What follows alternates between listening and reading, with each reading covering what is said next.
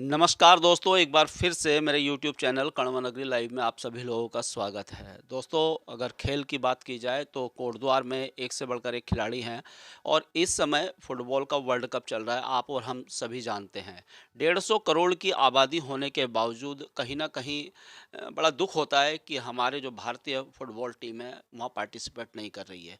क्या कुछ कारण उसके हैं, हम आप सभी जानते हैं कि जिस प्रकार से ग्रास रूट पर हमारी सरकारों को खेल के लिए काम करना चाहिए था, उस प्रकार से काम नहीं है। कोटद्वार की बात की जाए तो कोटद्वार में एक राजकीय स्पोर्ट स्टेडियम है, लेकिन वहाँ पर सुविधाओं का बिल्कुल अभाव है, बहुत ज़्यादा अभाव है। जिस प्रकार से सुविधाएँ वहाँ होनी चाहिए, उस प्रकार से नहीं है। लेकिन लगातार कुछ लोग ऐसे हैं कोटद्वार में, जो लगातार खेल के लिए समर्पित हैं। बहुत सारे लोगों को मैं जानता हूँ और मेरा प्रयास ये रहता है कि मैं उन लोगों को भी आप तक लेकर आऊँ, जिससे कि कहीं न कहीं वो जो हमारे जो युवा हैं या जो खेल के प्रति जो रुचि रखते हैं या खेल के प्रति जो समर्पित हैं, वो कहीं न कहीं उनकी जो लाइफ़ से कुछ प्रेरणा लें। आज हमारे साथ बात करने के लिए अरुण नेगी जी हैं। अरुण नेगी जी के बारे में आपको बता दूँ, 10th गढ़वाल राइफ़ल के फुटबॉल कोच हैं और अपनी गढ़वाल राइफ़ल को इन्होंने बहुत सारे जो हैं ट्रॉफ़ियाँ इन्होंने जिताई हैं। मैंने खुद देखा है, जब राजकीय स्पोर्ट स्टेडियम में 2 से 3 साल पहले एक इनकी जो गढ़वाल राइफ़ल है, उन्होंने एक टूर्नामेंट जीता था। उस समय मैं पत्रकारिता भी नहीं करता था, लेकिन मैंने वो वीडियो सँभाल कर रखी थी और ऐसे लोगों को लाने का मेरा प्रयास रहता है। आप कुछ न कुछ ज़रूर सीखेंगे दोस्तों। ये वीडियो आप लोगों ने अरुण नेगी जैसे खिलाड़ियों के लिए और जो कहीं न कहीं खेल के प्रति समर्पित है और जिन्होंने और आगे भी भविष्य में वो चाहते हैं कि हम अपने कोटद्वार के लिए कुछ करें, तो ये वीडियो उनके लिए आपने लाइक, शेयर और कमेंट करना है और जो नए हैं मेरे वीडियो में, वो चैनल को सब्सक्राइब करें। सर, बहुत-बहुत स्वागत है आपका। धन्यवाद सर।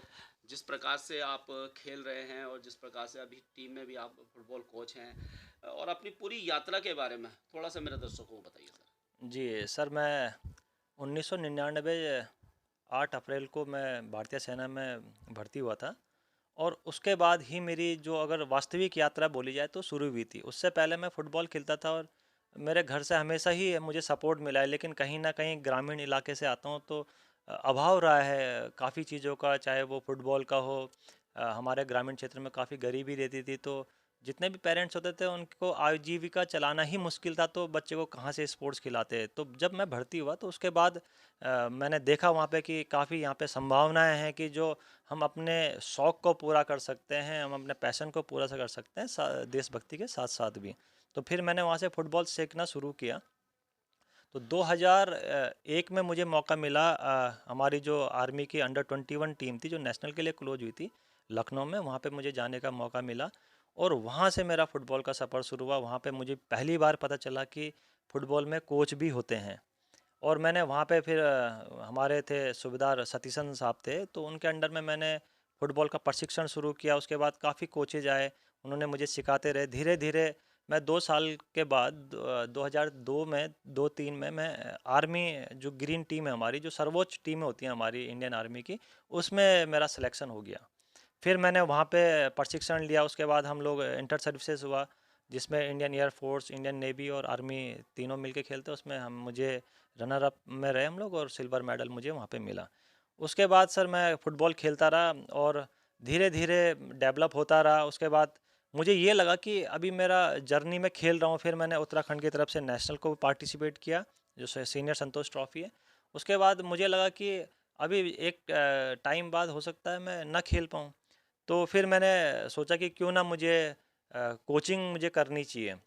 तो उसके लिए मुझे अगर रजिस्टर्ड कोच बनना है तो उसके लिए क्या-क्या क्वालिफ़िकेशन होती है, तो मैं तो आर्मी में सिर्फ़ 10th पास किया था। तो उसके बाद फिर मेरे को प्राइवेट से मैंने एमए किया। फिर उसके बाद एमए करने के बाद मैंने नेशनल खेला था, तो वो जो शर्तें होती हैं एनआईएस करने के लिए वो पूरी भी मैंने एनआईएस किया 2014-15 के बैच में और उसके बाद मैं लगातार कोचिंग में हूँ। उसके बाद मुझे गढ़वाल राइफल रेजिमेंट सेंटर जो हमारा रेजिमेंट है उसमें मैं हेड कोच की भूमिका में तब से हूँ और 2017 में मुझे मौका मिला था as assistant coach army green team का, जो हमारी सेना की सर्वोच्च टीम है। और आज हमारे 6 लड़के अंडर, जब से मैं कोचिंग कर रहा हूँ तो तब से 6 लड़के हमारे गढ़वाल राइफल के आर्मी ग्रीन और आर्मी रेड में हैं।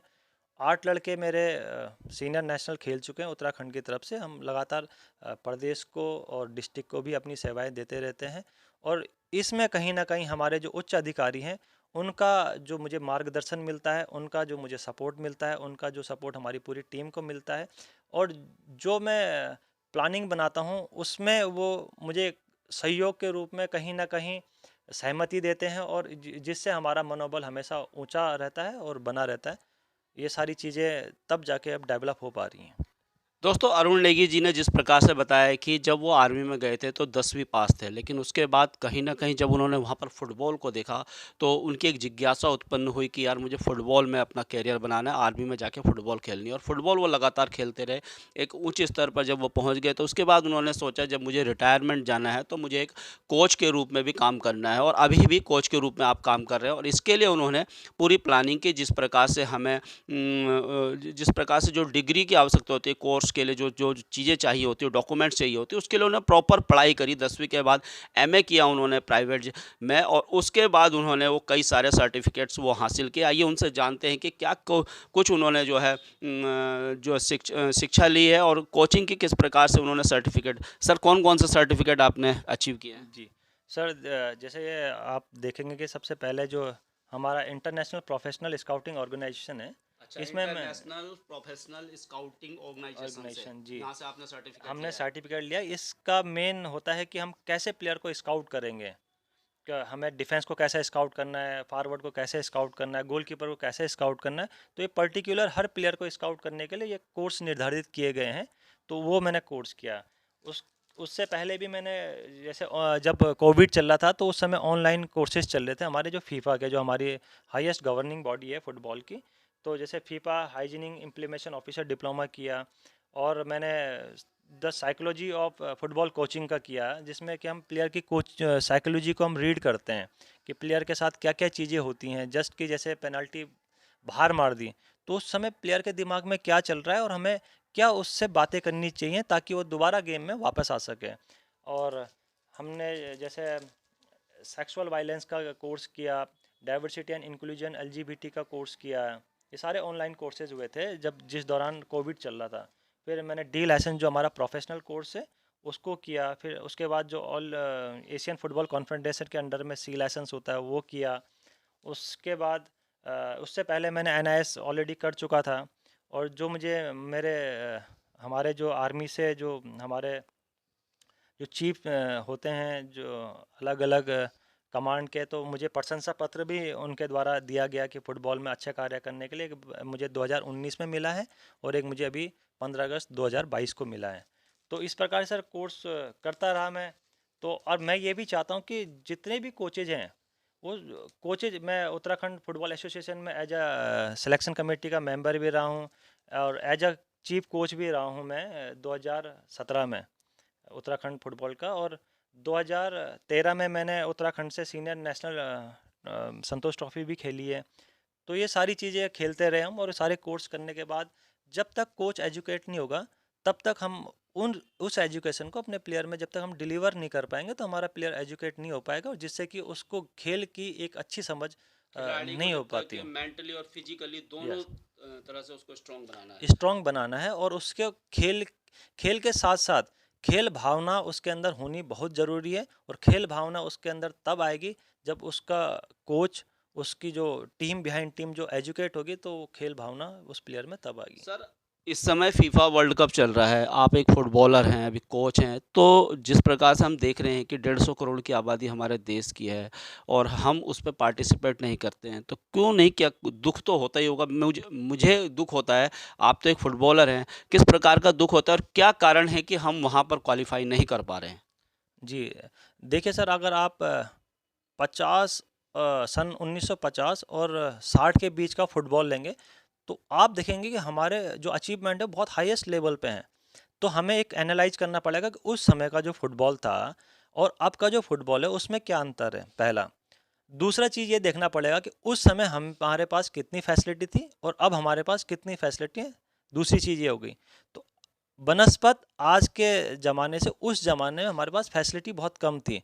लेकिन आज क्या हो गया, हर गेम में, हर स्पोर्ट्स में हम लोग पैसा कमाना चाहते हैं। आप क्रिकेट को ले लीजिए, हम लोग world cup, T20 world cup हारे, तो अगले दिन सब भूल गए।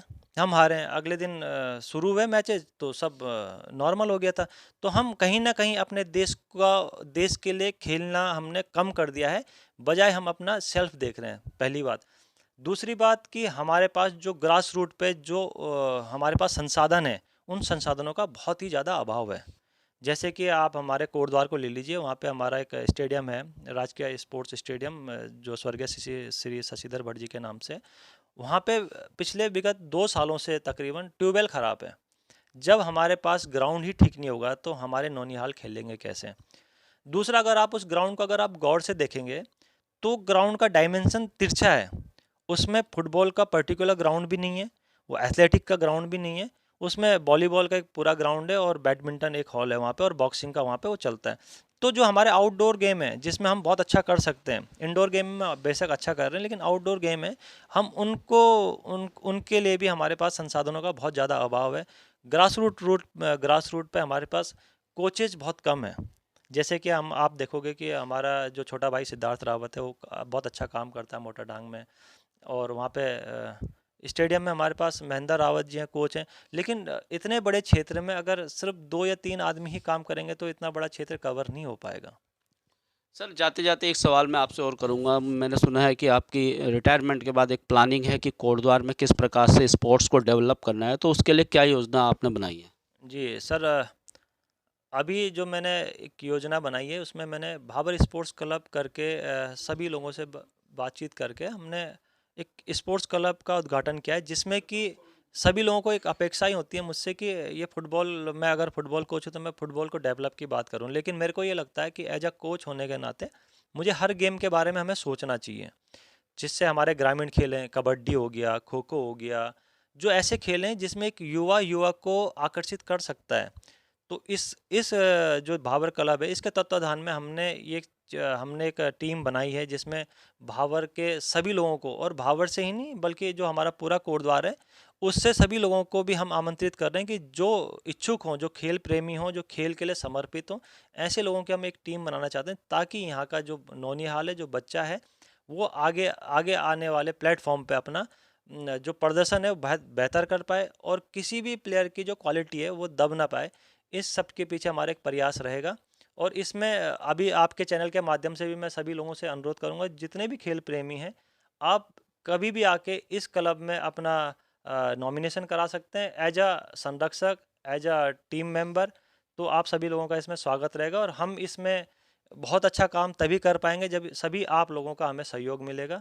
और ये तो मेरा एक सिर्फ विजन है कि हम अपने कोटद्वार के लिए क्या बेहतर कर सकते हैं एक खेल के रूप में। आप अगर देखोगे तो हमारे कोटद्वार का बच्चा आज कहीं न कहीं नशा की तरफ बढ़ता जा रहा है। लेकिन वो बच्चे की गलती नहीं है, वो कहीं न कहीं हम लोग का भी एक नैतिक कर्तव्य होता है कि अगर हमें स्पोर्ट्स की जानकारी है, तो उस जानकारी को हम अपने बच्चों तक पहुँचाएँ, अपने परिवार के हर सदस्य को पहुँचाएँ, अपने समाज के हर बच्चे को पहुँचाएँ। तब जाके हमारे समाज का बच्चा अगर स्वस्थ रहेगा, तभी हमारा समाज स्वस्थ रहेगा, तभी हमारा कोटद्वार स्वस्थ रहेगा।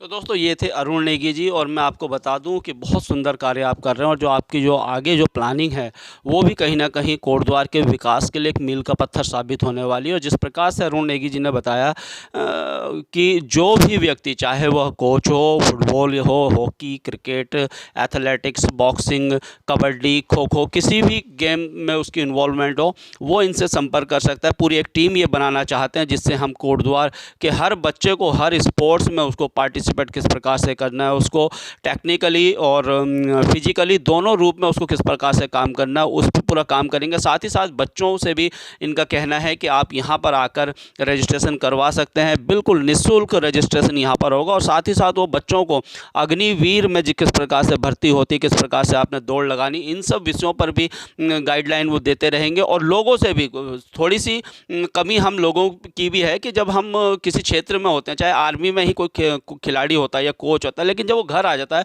तो उस प्रकार से वो अपने जो है अगल बगल के लोगों को या बच्चों को उस प्रकार से मोटिवेट नहीं कर पाता, या वो समय उस प्रकार से नहीं देते हैं। उनको देना चाहिए। सरकारों का काम है कि इंफ्रास्ट्रक्चर वो उपलब्ध करवाए। जिस प्रकार से कोटद्वार की आप देख रहे हैं स्पोर्ट्स में जो हालत है, एकमात्र स्पोर्ट्स स्टेडियम कोटद्वार में, अरुण नेगी जी वहाँ जा चुके हैं और वो बता रहे हैं कि वहाँ पर का जब ट्यूबवेल ख़राब हुआ तो कई दिनों तक वो ट्यूबवेल सही नहीं हुआ, और जो पूरा वहाँ का जो इंफ्रास्ट्रक्चर है वो बिल्कुल सही सही नहीं है, बच्चों के खेल के लिए वो सही नहीं है, उस पर काम करने की आवश्यकता है। अरुण नेगी जी आगे भविष्य में काम करेंगे ही, उन्होंने कहा है। और ऐसे ही और भी जो दूसरे लोग हैं, किसी भी वो खेल में उनका वो प्रतिनिधित्व करते हैं, वो इनका साथ दीजिए।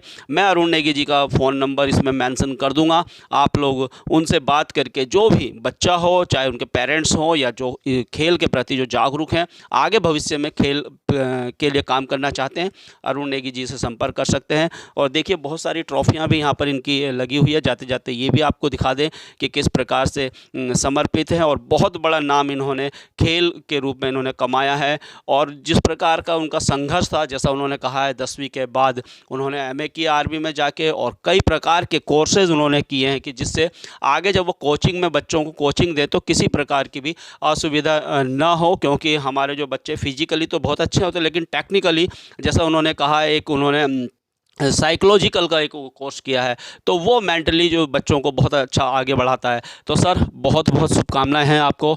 आपने जिस प्रकार से आर्मी में काम किया है, उसी प्रकार से जब रिटायर होने के बाद आप यहाँ पर काम करें और आपके दिशा निर्देशन में बहुत से बच्चे आगे बढ़े। जी, धन्यवाद। और मैं साथ ही साथ कोटद्वार में सुनील रावत सर का भी बहुत धन्यवाद देना चाहता हूँ, जिनका समय समय पे मुझे मार्गदर्शन मिलता रहता है। वो फुटबॉल को लेके सर भी एक अपने आप में बहुत बड़ा नाम है, हमारे पौड़ी डिस्ट्रिक्ट के सचिव हैं सर, और काफ़ी एक्टिव रहते हैं हर हर उसमें। तो अभी उन्होंने मेरे को भी ये जानकारी दी है कि कोटद्वार में भी फुटबॉल का रजिस्ट्रेशन शुरू हो चुके हैं। जो भी क्लब से जो मेंबर जो अगर रजिस्ट्रेशन कराना चाहते हैं तो सुनील रावत सर से संपर्क कर सकते हैं, वहाँ पे उनका रजिस्ट्रेशन हो जाएगा। और जल्दी ही सर के साथ हम लोग एक कोटद्वार में भी लीग शुरू करने की सोच रहे हैं, ताकि कोटद्वार में हर एज ग्रुप में, जैसे हमारा छोटा भाई सिद्धार्थ रावत स्कूल लेवल पे करवाते हैं, तो हम सोच रहे हैं कि क्यों ना हम सीनियर लेवल का सुनील रावत सर से बात करके हम लोग सीनियर लेवल का फुटबॉल को भी शुरू करने की सोच रहे हैं। तो दोस्तों मेरी भी लगातार कोशिश ये रहेगी, किसी भी क्षेत्र का व्यक्ति वो अगर अच्छा कार्य कर रहा है तो उसको भी आगे लाने का प्रयास मैं करूंगा। और मेरे इस प्रयास को आपने ज़्यादा से ज़्यादा लाइक, शेयर और कमेंट्स करना, और मेरे चैनल कण्व नगरी लाइव को ज़्यादा से ज़्यादा दोस्तों सब्सक्राइब करना। इन्हीं सब शब्दों के साथ धन्यवाद। जय हिंद, जय भारत, जय उत्तराखंड।